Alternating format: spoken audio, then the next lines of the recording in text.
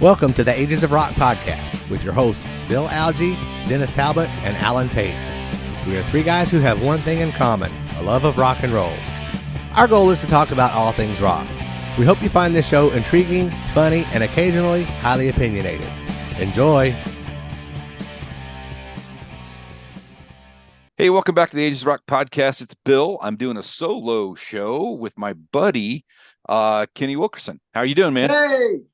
What's up, man? I'm doing all right. I'm giving you the horns. Yeah, everything's good, buddy. There you go. There you go. I see you got that big, nice Kiss poster in the back. I do. You freaking Kiss. Now, hey, you know they're on their final world tour. Yeah, and I'm going to go see them my final time.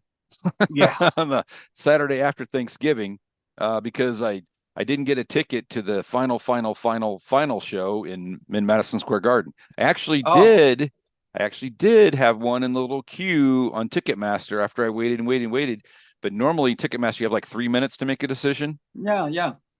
No, you had 30 seconds, and I didn't know that. Wow. And because there was, when I got on, I was number 2,857 person in the queue. So, oh wow, man! I felt like I was at a Taylor Swift thing.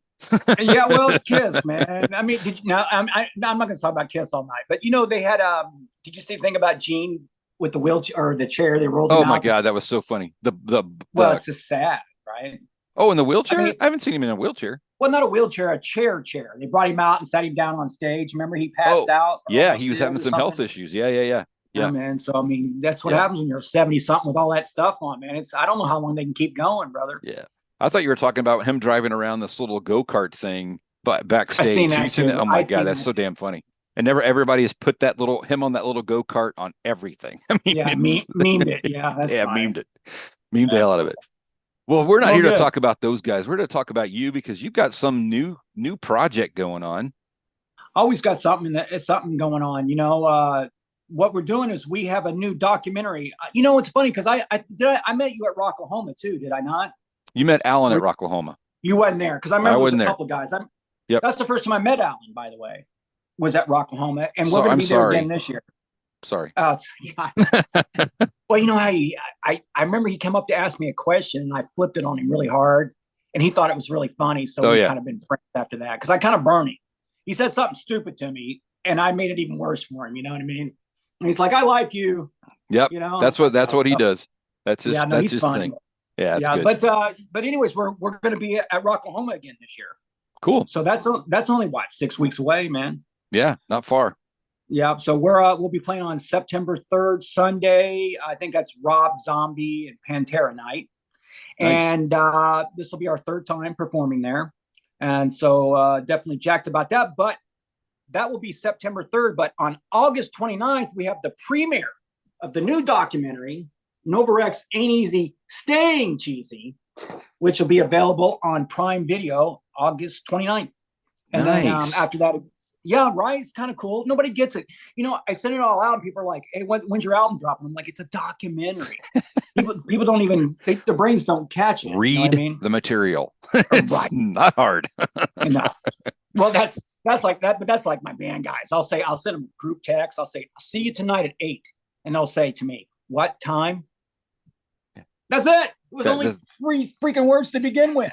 At 8. I mean, what else? You know, it's because people are habit that way, right? Yeah, just want to be spoon-fed with everything. Fast, for sure. Man. Everything's got to be fast, right? So you're talking to a guy who put out a 30-second song a couple of years ago as a joke. and the funny thing about that, I totally did it too. I mean, I sent it out. It was a single, right? 30 seconds. And the video is completely out of control. I mean, it's just fire and stuff for 30 seconds, right? The average time on it's 8 seconds. They don't even make it a full 30 seconds. I'm like, oh my God, people are so, you know, have you noticed, I know I'm just going off, but have you noticed with the new music that's out, it's shorter, you know, because even with me, I told you I'm doing the internet radio thing. So I had a guy send me some stuff and it was really good. It had a Queen's Right meets like Queen, you know what I mean? That kind of big epic type, but it had a minute and 30-second keyboard intro. Where the hell do you do a minute and 30-second keyboard? I mean, it's like old school deep cuts from the 70s, right? Yep. Now it was totally cool, but who the hell's going to play a minute and a half keyboard intro? Well, and who's listening to that? Happen. You're like, no. It's not going to happen. No. So, and then the other thing is, remember when they used to do the double Eddie guitar solos, Eddie Van Halen guitar solos? They'd do the solo and they'd come back around, or they'd do double time on it, double measures, right? Yep. Now, most bands don't even have solos. They just cut them out. Well, if you think about it, back in the the first couple of Van Halen records are only 22 minutes long. Right. The whole album. I mean, they were like making stuff under 30 minutes. But because I remember I had the Diver Down album, which I was disappointed about. But those couple of those albums were just really short albums too. Yeah, right? just 8 short freaking songs or whatever. But epic. Oh yeah, great records. I mean, for sure. Changed the world. Yep. But listen. First album, Eddie Van Halen put a guitar solo on the album. Who does that? It's just a track of a guitar solo. That's pretty epic and kind of ballsy, honestly. Yep. But it's funny now, though. That's what I'm saying is that the new stuff, there's just no solos, no intros. I swear to God, Bill, probably in another year, songs will be a minute long. Probably, I'm telling you. Well, it's all disposable. I mean, it's just so. It's really hard. I don't know how. I really feel bad for new artists because I don't know how they get. How they get recognized. I mean, this kind of stuff that we get to do, we found some really good bands. I mean, we did the Rock and Pod thing down in Nashville back in I remember that spring and this past spring, and really met a couple of great bands, listened to a couple of really good bands. But they're not. I don't know how they're going to get out. I don't know how anybody's going to find them, and so it's just that's a struggle. I think it's harder now than it used to be. And that's what's scary. The thing about the internet is this, what I always say about social media, internet, all that, is that everybody can get on. Everybody can be heard, right? Yeah. But the problem is everybody can be heard. Yeah. And not everybody needs to be heard. No, that's a very good point, because back in the day when you had, people going out and listening to bands in clubs and stuff like that and deciding if they want to put them on a label, then they weren't picking Jim Bob everybody. I mean, how many times did Guns N' Roses get passed over? How many times did Van Halen get passed over? Twisted Sister, Kiss. Yeah, Twisted. Oh my, yeah. I mean, for quite a while before. But go ahead. No, and then then they make it, and all of a sudden it starts a trend. And I'm telling you, we need a new trend, because this stuff on the radio now drives me bananas. I listen to a lot of talk radio now. I try to keep up, but again, like I said, I swear to God, I think 80% of all the radio stations are owned by iHeart. They're for sure, and they're only going to take care of their artists, their Taylor Swifts, etc. The big money. You know what I mean? I heard a story one time about. This is a hearsay, but on Live Nation, somebody told me that I thought it was Fleetwood Mac, and they got offered. I think Fleetwood Mac's probably $500,000 or something crazy, right? Yeah. But they're like, but I heard that if you play this gig with this one off, we're not going to give you these 20 other gigs. See what I'm saying? So they got them handcuffed. Well, and that's all the bands are handcuffed. Yeah, for sure. And that's the whole problem with buying concert tickets and the service fees, and it's Ticketmaster and Live Nation own all of that. I used to get really pissed because I'm like, the artist can fix this when they want to. And right. I used to say that, and I believed it for a long time, but I don't know that they can, because I think I just told you they're handcuffed. Yeah, there's nothing they can do, and because there's no other thing out there for them to go to. There's no other promoter out there. No, magnitude.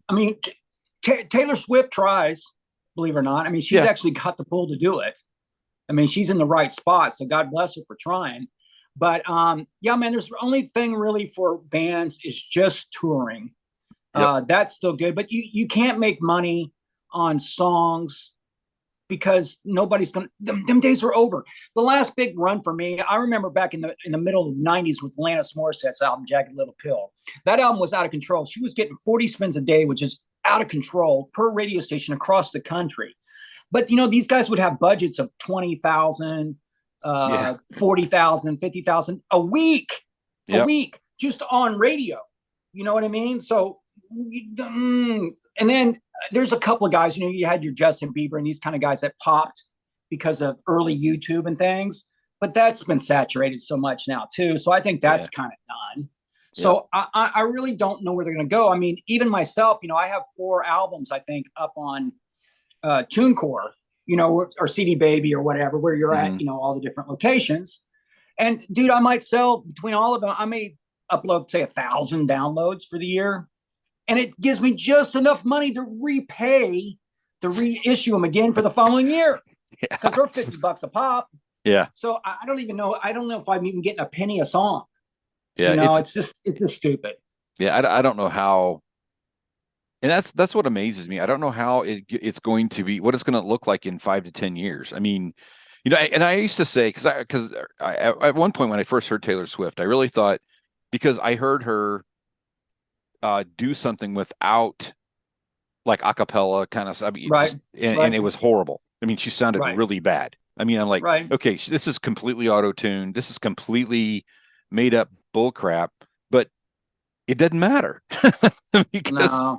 Well, you just heard about the whole Motley Crue thing, right? Well, that's just I for some reason, I believe it though. Oh, I believe it. Absolutely believe it. Absolutely. No, because I went to a Motley Crue concert. Nikki Sixx did a keyboard solo, and I don't know if he even plays keys. And I don't know why he did a keyboard solo instead of a bass solo, but he did a keyboard solo, and all they did was make a bunch of noise and smoked it up so much I couldn't even see the guy. Yeah. Right? Like I didn't even know if he was even still in the cloud. You know what I mean? Yeah. So, but I mean, I get some sampling. I do, and I'll be honest. We use keyboard samples on like 4 songs a night. Why? Yeah. Because I can't buy or afford a keyboard player, because that's one more guy in the freaking truck. That's one more guy in a room. That's one more guy you got to pay, just to have 3 minutes of keyboards. So I sort of get some of that stuff. But when you're actually just tracking, listen, all you got to do is, I mean, I know the bands. All you got to do is be there for sound check. You're like, is the band on stage? There's not a guy on stage, and the whole song just played. Yep. Some of the vocals even. Yep. So I'm like, but that's here or there. I mean, I'm just happy people just go to concerts. I mean, my son, who's 22, I asked him, I said, hey, man, you want to go see a concert? I'm trying to get him into it, right? And he said, Dad, I've seen those guys before. I'm like, no, you haven't. When'd you go see them? On YouTube. I'm like, that's not seeing a concert. Yeah, my kids. Yeah. Go ahead. No, go ahead. No, I'm just saying, and now he's got the virtual, the Quest thing, right? The iQuest thing where you can play the video games in 3D. Yeah. You can go on there and watch concerts too. Oh, that's cool. You can go see like the Red Hot Chili Peppers, and you can be in the 3rd row on a mic. It's like a camera on a stick. Yeah, 3D. That's cool. I know, but you still got to get into the concert. Well, yeah. But it's what I'm saying. That's cool, my thing, because it's a different. You want to be there with people. Yeah. So, and the other thing, talking about songs, what I always liked back in the day too is that you got to work the songs out. So you might be able to play that song for a month or 2 in front of a crowd to see if it works. You can tweak it in because, hey, that bridge was too big, long, whatever. And then you go in and cut it. Now you don't get that. You get these guys that are just one-offs, just a 1 song off, usually with a drum machine and sometimes auto-tune, right? Yeah. And it's just a single. It's not a band. Because, even like if I tell you all the bands that are like, say iHeart bands or whatever, your Taylor Swift solo, Bruno Mars solo, Beyonce solo. You see what I'm getting at? There's no bands. Yeah. So, I mean, who's the drummer in any of those bands? I don't know. Might be the same guy. But it probably is. So we're kind of losing that too. And then honestly, Bill, the thing that I'm worried about next, and it's coming, is the AI, man. I think, so here's what happened. So about a month ago, when it was really talking about the AI, I was, Paul McCartney's doing a new song, but not really though, because he has the track. But I was telling my son that, and he said, who you want to talk about? I said, well, John Lennon. So he said, give me 15 minutes.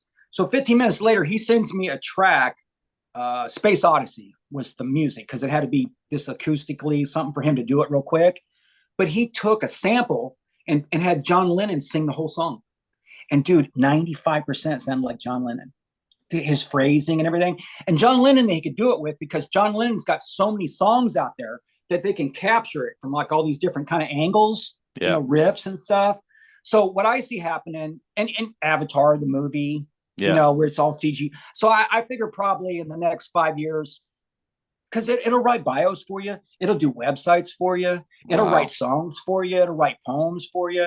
The problem that they're having now is that when it'll go, say, an author like Stephen King, right? the AI might actually take a line from his book, you know what I mean, that's out there that he wrote, and I'll put it in this format, and he doesn't get paid for that. You see what I'm saying? So I eventually figured that in 5 years, it'll be all computers will write songs, and there'll be no actors. Yeah. And I think they'll write scripts too, dude. I think it's going the wrong way. Yeah, I agree. So since I got a question for you then. So yeah, what do you think about bands that are there's not any original members left? So for example, that's a whole other issue. Yeah. So for example, I went to see Foreigner the other night, and I Jeff Pilson. I love Jeff Pilson. We've had Jeff on the show a bunch of times, and nice guy. Great, very, very nice guy, great guy. But when I realized, you know, and the last time I saw Foreigner, which was 2 years ago, Mick was with him. Mick Jones was with them. So right, yeah. But he's not with them anymore. So he's not at all. So it was, you know, my friends were talking about wanting to go see Foreigner, and I know, and it really dawned on me sitting there, and this is the second time that's happened that there wasn't anybody. And I'm just sitting there watching this, and I'm like, I am watching a complete. There's not one single original member in this band.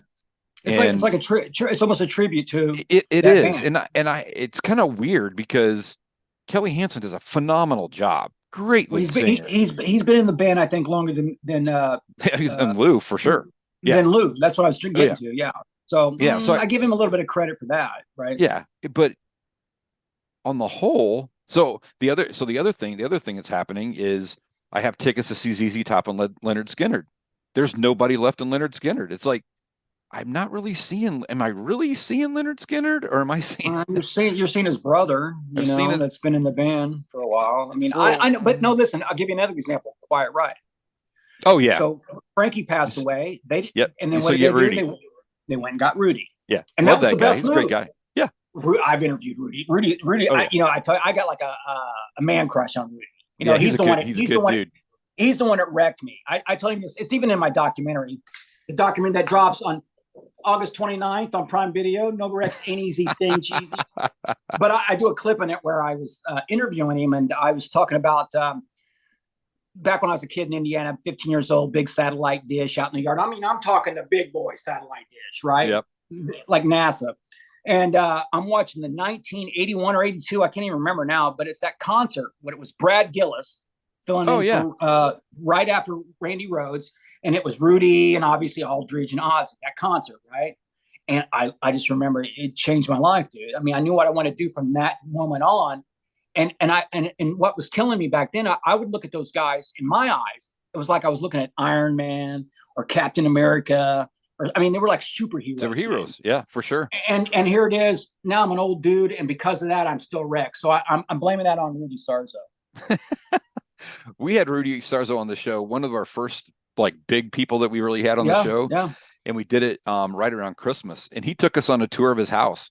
Yeah, for Christmas. Nice guy. He was super nice. I mean, and he sat down in front of the fireplace. He goes, let's just have a chat here. It was just you know what's crazy about the thing about Rudy though too?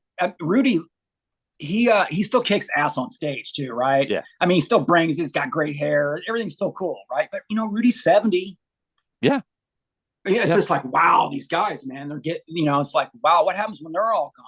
Yeah, I don't know. Who's going to bring up the next round of musicians? Yeah, because there's will there ever be like that again? Because the 50s were big, right? You had your 50s, and we can go through all the 50s guys, Jerry Lee Lewis, Chuck Berry, etc., right? Elvis, whatever. Then you had your 60s, which, that was a whole thing, mostly Beatles, right? And a bunch of other Stones, Beatles, yep. The Who, I mean, I can go on. Yep. Great bands, Jimi Hendrix, all that. Then you got in your 70s, you got your long albums, your Steely Dans, your Super Tramps, things like that, Bad right? Company. And then the 80s, you have, obviously, Quiet Riot and Dokken and Whitesnake and all this good stuff. After that, it just went to hell. Yep. I mean, they had the boy bands right after that, but those can't really, and they're not bands. They're just a bunch of singers. Right. So, and then I'm like, well, who's really going to be here when this is over with? You know what I mean? Like what band? Greta Van Vliet? I mean, that's going to be the band we're going to talk about 50 years from now? I don't think so. Yeah, I think from a rock perspective, you're right. I mean, there is a huge gap. I mean, I think Mammoth. I think with Van Halen, Yeah, he's playing. We're playing with him on Sunday. Oh, are you? At Oklahoma. Yeah. We went to see him. We went to see him at a club in Louisville. He played a little club down there. Phenomenal show. Did a great job. And it was one of those ones where it was he started playing and stopped an hour and 15 minutes later. Just played the entire time. I mean, just he enjoys it. Yeah, but he had a great teacher, right? I mean, whatever. It might be in the genes. It'd be like me going, "Hey, I'm a bass player, but John Paul Jones is my dad." There you go. Yeah, that's exactly right. Yeah. Well, they need to get some of those, and that's kind of funny because there are a lot of those guys out there. You think about it, like Paul Stanley's son Evan plays. Yeah. Okay. Well, no, they all do. They listen. You almost they don't need to. No, they don't need to because they got the money.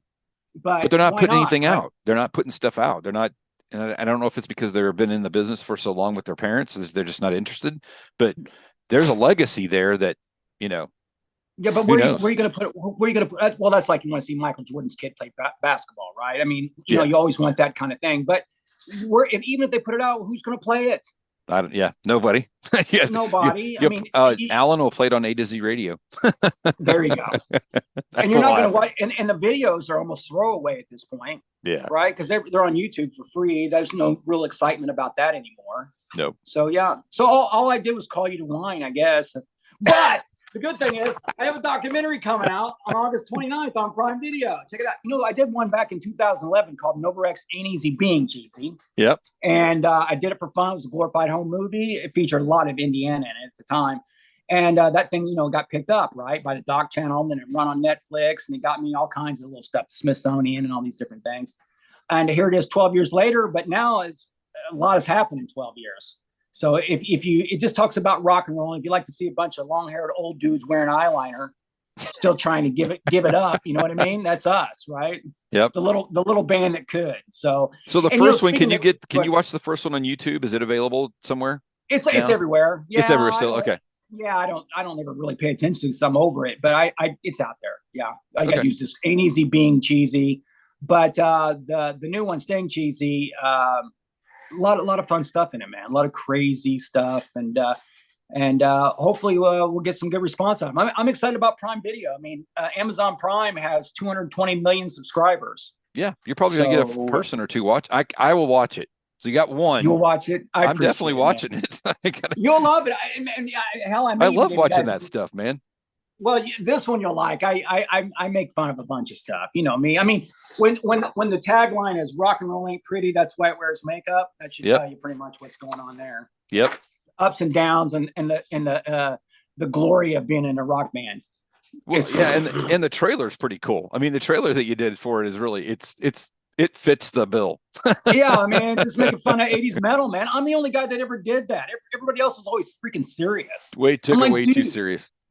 Are you with me on this? Oh yeah, I agree. Look what the cat dragged in. I mean, come on, dude. Really? It's all you're talking about is tits and cars and drugs and basic rock and roll, all steroid out, right? I mean, crank it to 11, right? Everything's on 11. Yep. So, but you'll enjoy it, and I'm very excited about it. And it's been a long, it took us a couple of years to edit the thing, so. It took a while, and you got to try to tell a story at the same time, right? Yeah, and you have footage, and so it's. But I think you like it. There's a bunch of surprises in it, and just lots of concert footage and just backstage stuff and TV interviews and driving and changing a tire and all that kind of thing. So any stories from the road like that is in it, like when things went bad? No, it was more of things were going bad as we were filming it. You know what I mean? Like stuff was happening that way. So it wasn't really a flashback as more as what was going on right now. I mean, first of all, I got a new singer, right? I've had a new singer for a couple of years. Yeah. I got John Basaha, right? Plays with the Babies. The cool thing about John too is he sang Rock the Pond, which was the theme song for Mighty Ducks 2 soundtrack for the Anaheim Ducks. Yeah. With Eisner, from Disney. And they got a new documentary coming out just regarding that whole thing. The Anaheim Ducks. Yeah. So hopefully, John said he got called a couple of months ago. Somebody called him for an interview on it. I don't know what happened, but But yeah, no, I got John, and John was kind of in the band for a little bit, anyways. I had John back in the band right after the documentary came out, and then he got that gig with the Babies. And what was even wild about it is I was around when he got the gig. I don't know why. I was in California. John can play bass, right? So John can play bass. His name is John, right? I'm like, dude, this is your gig. Remember, because they used to have John Wade, right? Yeah. Oh, yeah. I'm a big John Wade. And John fan. Wade played, and he played bass. Remember, he did. So I was I'm like, you're the guy. So so he's been doing that, and then I called him up and I said, hey, John, I have a new song. Time Is Up for You. I said, hey, you want to come sing this thing for me? Because he sang "Crank It Up" for me. He sang a couple songs for me back in the day, anyways. And he said, sure. And then I was like, damn, dude, you want to be in the video too? I said, I'm blow stuff up. I mean, have you seen the video? Cars on Fire. Yeah, I've seen. I saw the video too. Total old school, right? Yep. And somebody wrote me and they're like, man, that's total old school. I'm like, good, because that's what I was shooting for. You know what I mean? Yep. And so then I was like, well, John, you just want to be in the band? He's like, okay. So there you go. And actually, we all live in Florida. John lives just south of Nashville. So at least he's in the same hemisphere now. Because he used to live over part of the country. Yeah. So he's close enough now. And but we're working on some stuff. We're 5 songs into a basically, bro, it's a greatest hits album. Oh, okay. But I'm going to call it a soundtrack album. So I'm going to have it. I'm doubling down on the doc. So we'll have a soundtrack album with one new song, right? Time Is Up for You.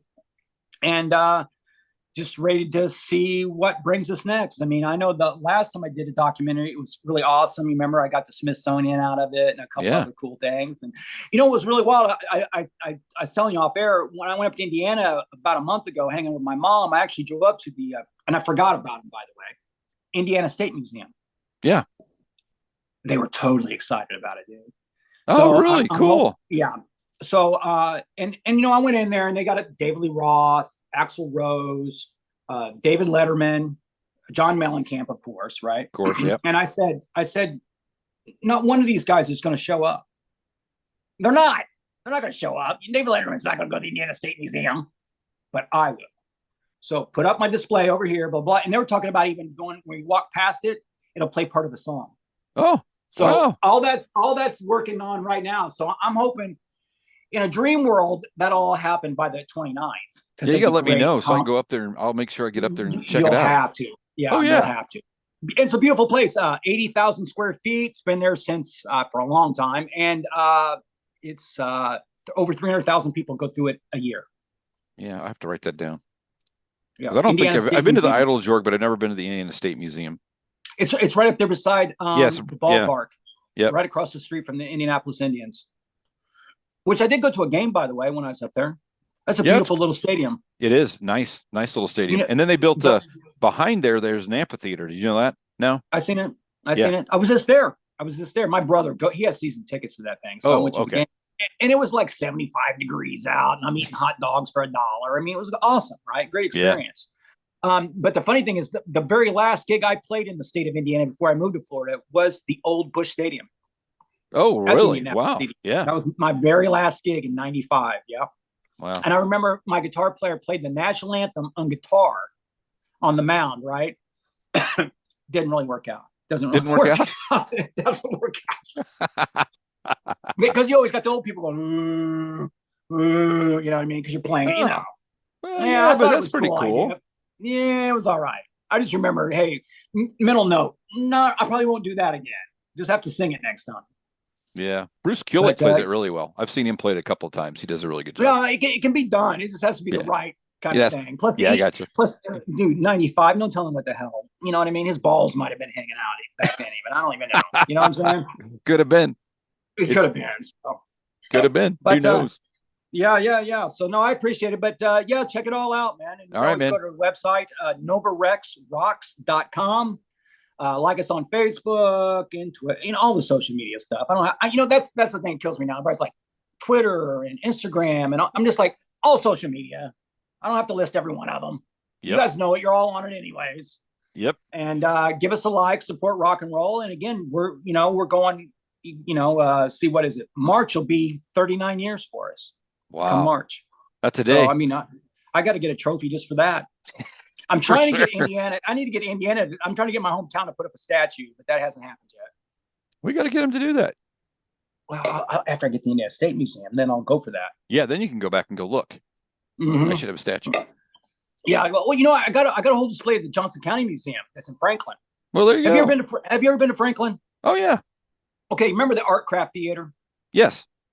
Right beside it is the Johnson County Museum, and they've got it. You can go online, just look it up. It's I gave him a jacket, pants. That's how this whole thing started, anyways, back in 2012. Well, wasn't that? Didn't the last movie come out there? Didn't they play it there? They played it there. I was there in October, and I had I just got it done in October. Matter of fact, I truly had the master a week before that gig, and reason I went there and did that is because that was the Art Craft's 100th anniversary. Yep, I remember that. And so that's what I did, and it was a great time. I had a sponsor that put it up, a pizza place down the street, and 160 people showed up, which I thought was really good. Cool. For that, I remember it being on the marquee because we went to the Willard for dinner, and it was on the marquee, and I was like, I got to get back up here, and then we had something else going on. Yeah. No, just I couldn't. I had conflict just with something else going on. So yeah. So I was there and jumped on Indy Now in town, right? That little thing on Channel 8. Yeah. So they have a nice little Franklin's got a really nice little theater there. Amphitheater. You got to play that amphitheater. That would be cool if you guys play the amphitheater. Well, it just opened up. Yeah, it's been open a couple of years. Yeah. It has it. Well, no, but I know they got the one in Greenwood too, though. No, Franklin has a brand new one right at Maine in that park across the street. I've been to probably 5 or 6 shows there in the last 2 years. Like I said, I was working on the one in Greenwood. They have one up there too. It just has to be the right thing for us, The Franklin one's better, nicer place. Is it? Yeah, because we're going to go down there and rip their heads off. It's going to be a rock and roll show, so it's a different vibe than what they usually have. You know what I mean? Well, they've had Hairbangers Ball there. They've had a Bon Jovi. That was a couple weeks ago. Yep, they've had Crush, which is a Bon Jovi tribute band there. So they're having they're having rock and roll for sure. I'll have to check it out. Well, when I turn this all around, like I said, I honestly plan on being back up there this year for sure. Cool. And I'm sure it'll have something to do with the museum. And all you guys will have to get together, man, and meet. Well, I'll have to meet you in Columbus so I can find that damn tenderloin place. we'll figure it out for sure. All right, man, let's get out of here.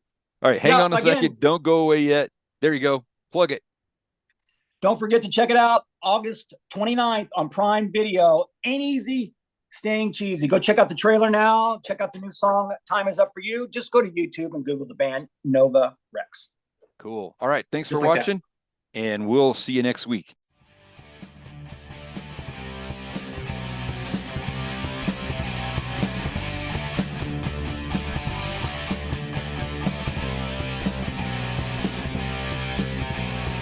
Thanks for listening to the Ages of Rock podcast.